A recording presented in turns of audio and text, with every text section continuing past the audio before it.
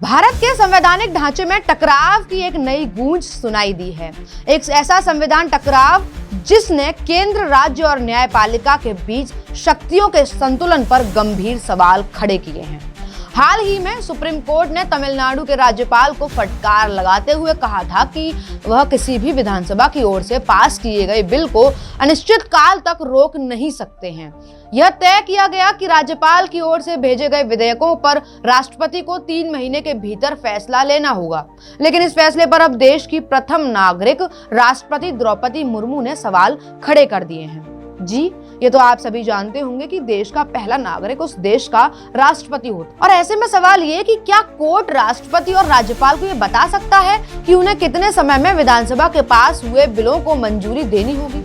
और बिल्कुल यही सवाल राष्ट्रपति द्रौपदी मुर्मू ने सुप्रीम कोर्ट से संविधान के अनुच्छेद 200, 201, 361, 143, 142 और 145 और 131 से जुड़े सवाल पूछे हैं।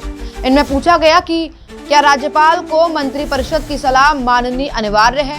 क्या कोर्ट खुद कोई समय सीमा तय कर सकता है जब संविधान में ऐसा कुछ लिखा ही नहीं है? और क्या राष्ट्रपति का विवेक भी न्यायिक समीक्षा के अधीन हो सकता है? ये सवाल सिर्फ कानून के नहीं बल्कि लोकतंत्र के मूल ढांचे से जुड़े हैं। जहां सवाल है कि बिल पास करने वाली विधानसभा ज्यादा शक्तिशाली है या उसे रोकने वाला गवर्नर। और जब राज्यपाल राष्ट्रपति को बिल भेजते हैं तो क्या वो सिर्फ रबर स्टैंप या स्वतंत्र विवेक रखते हैं? इस पूरे मामले की जड़ तमिलनाडु में राज्यपाल और राज्य सरकार के बीच खींचतान से शुरू हुई थी, लेकिन अब यह मुद्दा देश की सबसे बड़ी अदालत और सबसे बड़ी संवैधानिक संस्था राष्ट्रपति कार्यालय के बीच अधिकारों की रेखाएं खींच रहा है। दिलचस्प बात यह है कि इन सवालों के जवाब केवल कानून नहीं, भारत के लोकतंत्र की दिशा तय करेंगे, क्योंकि यह पूरा मामला सिर्फ एक राज्य का नहीं, पूरे देश की संघीय संरचना का आईना बन चुका है।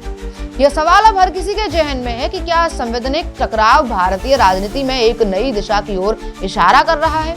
क्या केंद्र और राज्य के बीच शक्तियों का संतुलन फिर से परिभाषित होगा? क्या न्यायपालिका की भूमिका में बदलाव आएगा? इंतजार कीजिए, शायद भारतीय राजनीति में कुछ बड़ा होने वाला है। बाकी जानकारी के लिए तो अपडेट इंडिया है ही। बने रहिए अपडेट इंडिया के साथ। जय हिंद।